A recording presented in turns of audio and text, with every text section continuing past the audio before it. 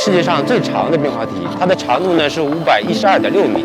同时呢，我们还有世界上最高的冰建筑，长高达36.8米。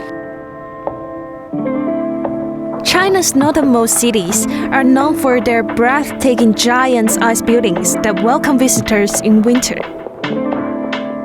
Welcome to Ice Country. In this series, we'll see what winter looks like in some of the coldest parts of China.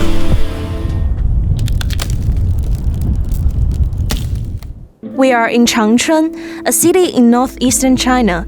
The city starts building its ice parks in November. 大概300台机械设备，5000人左右，得需要15天的时间才能把这个冰雪主题乐园打造出来。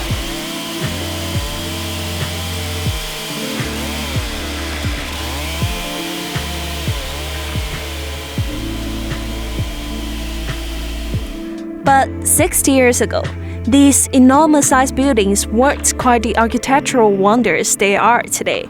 They were known instead as ice lanterns.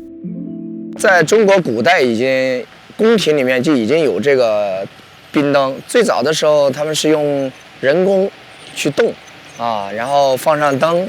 Harbin hosted its first ice festival in 1963.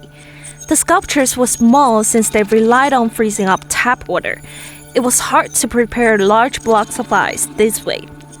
The year after, they realized they could chisel giant slabs of ice straight from the frozen river nearby. Since then, the size of the sculptures have grown each year. 我负责的这个区域是那个中式建筑区域主要以中国建筑为主，比如说斗拱这些，都会在我们这个冰灯里面去呈现出来。冰剑是架法，就相当于拿这个冰块，然后靠很多人去堆砌，然后成型。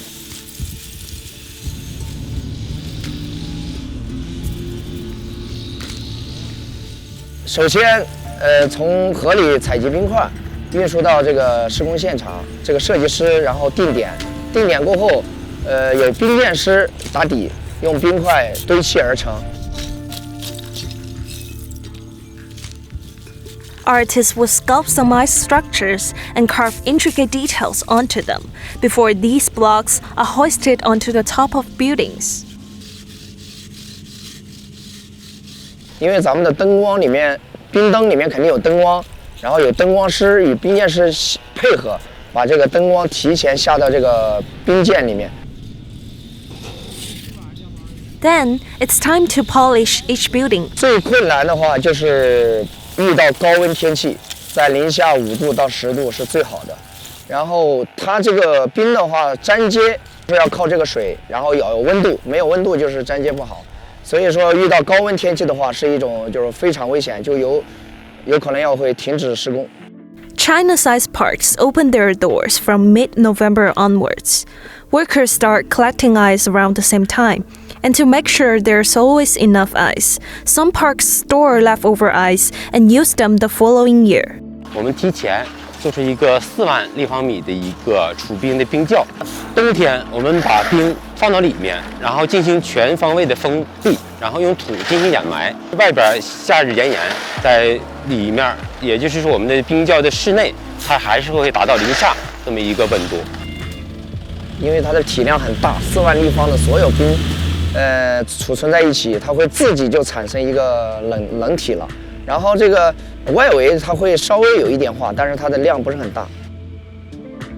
我小时候去过北京龙庆峡，那里冰灯也是有10多年了吧，去那儿第一次见过，所以我就对这个就特别感兴趣，因为我本身是学雕塑的，我觉得这个冰也能做成这样雕塑，就蛮感兴趣，就觉得这个晶莹剔透，特别美。